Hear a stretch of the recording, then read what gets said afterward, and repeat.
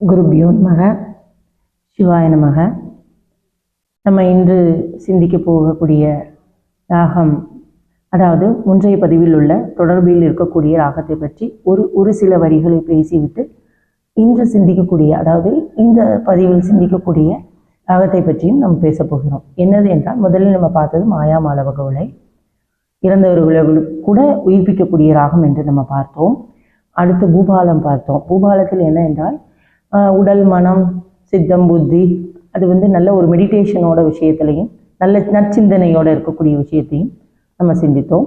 அடுத்து பௌலி என்று எடுத்துக்கொண்டால் அதுவும் பூபாலத்தினுடைய தொடர்ச்சி தான். அது இன்னும் ஒரு உடல், மனம் நினைப்பதை நடத்துவதற்கு அந்த ஒரு செயல்பாட்டை நம்ம தினமும் சிந்திக்க வேண்டும் என்பதை வரிசையாக மாயாமாளவகவுளை, பூபாலம், பௌலி இதை பற்றி பார்த்தோம்.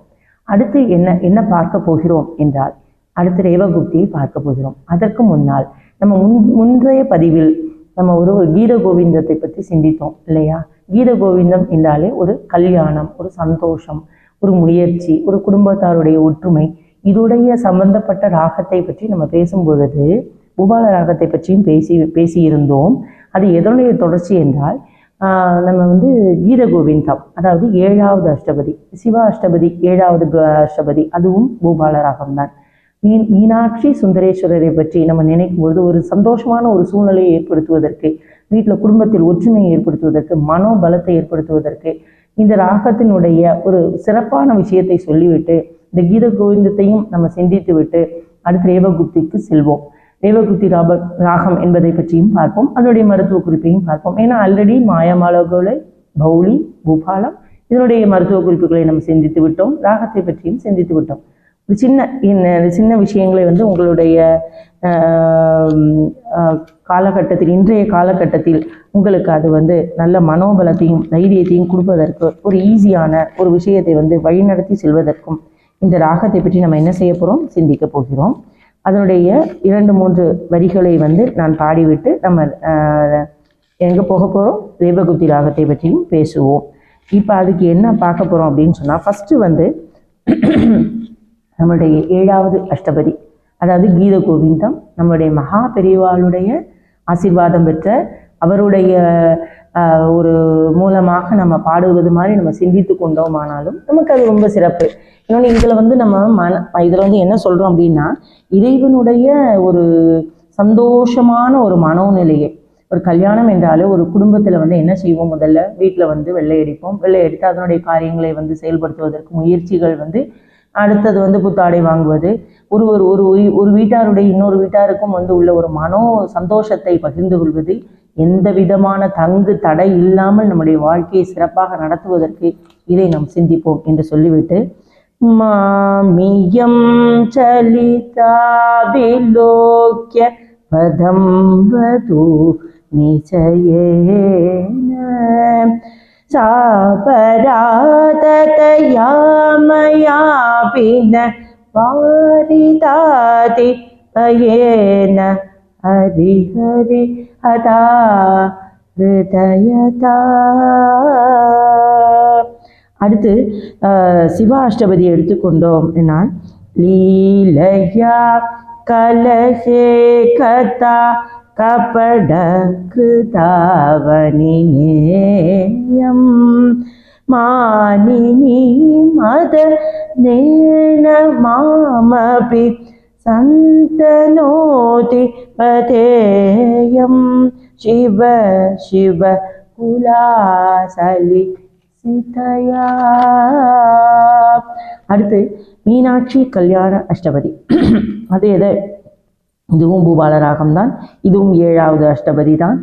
சிவ சிவ வசந்த சமேய சாதுன விரஹேன தம்மவாப்ய விநேதயாபி சதா மனோமதனேன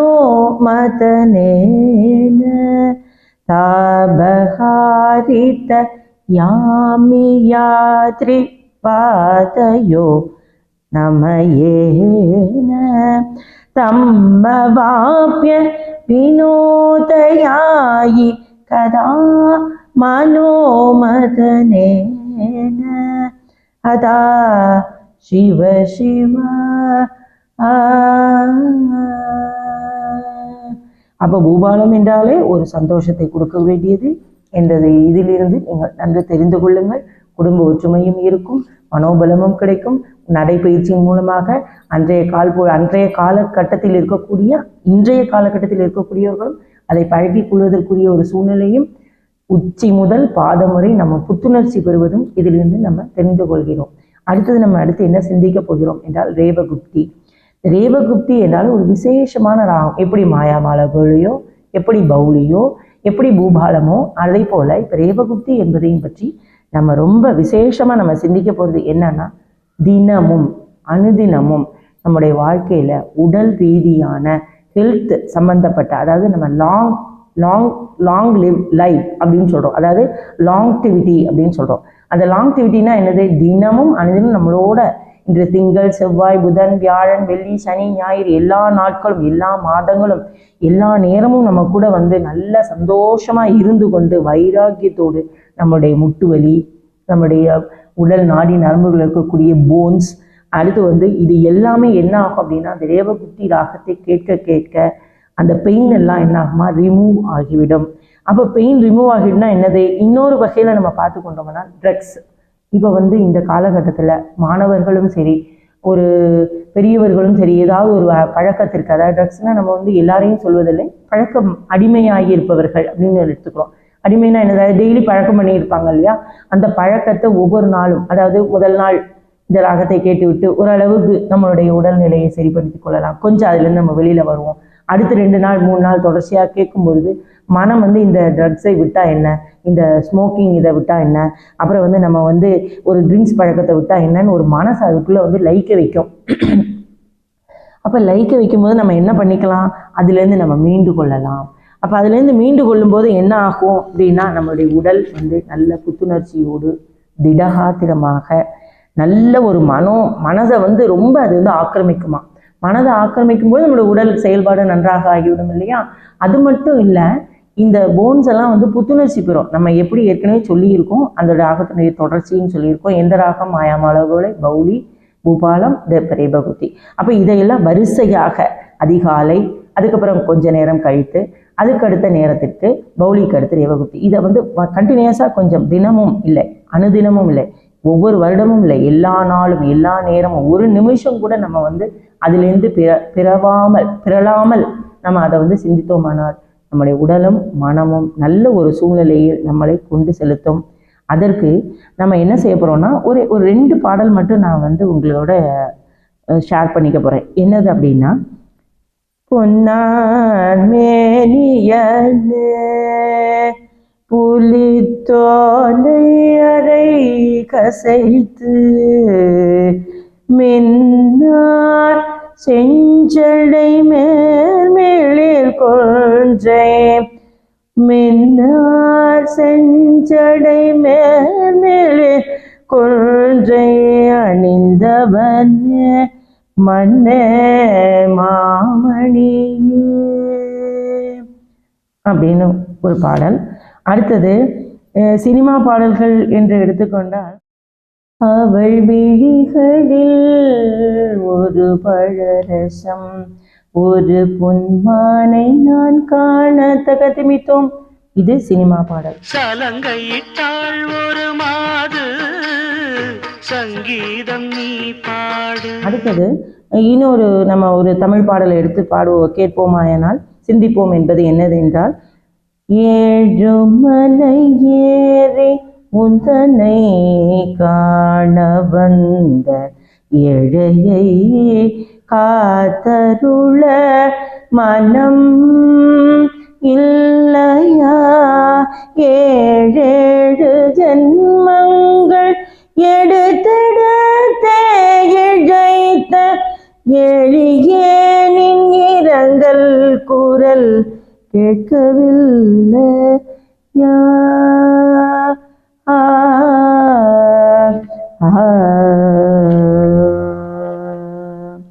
இதுதான் ரேவகுப்தி ராகத்தில் இருக்கக்கூடிய 2 பாடல்களை சிந்தித்தோம்.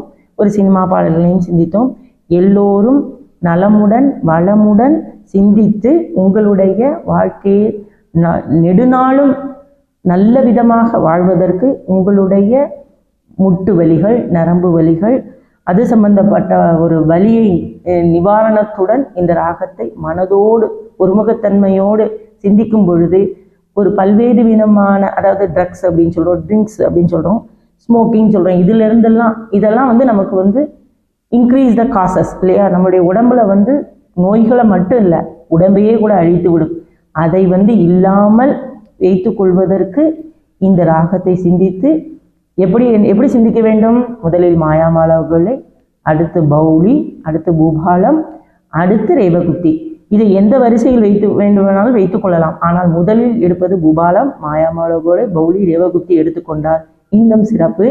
இந்த மருத்துவ குறிப்பு உங்களுக்கு நல்ல விதமாக உங்களுடைய மனதையும் உடம்பையும் ஆரோக்கியத்துடன் நீண்ட நாள் வாழ்வதற்கு இது ஒரு வழிவகுக்கும் என்று இன்றைய சிந்தனையில் இதை நினைத்து நம் எல்லோரும் இன்புற்றிருக்க, எல்லோரும் நலமுடன் இருக்க, எல்லோரும் நல்ல வாழ்க்கையில், நல்ல சிந்தனையில், ஒரு நல்ல விதமான ஒரு குடும்பத்தோடு எல்லோரும் ஐக்கியமாக இருந்து உடல்நிலையும் சரி செய்து கொள்ளுங்கள், மனோபலத்தையும் ஏற்றிக்கொள்ளுங்கள்.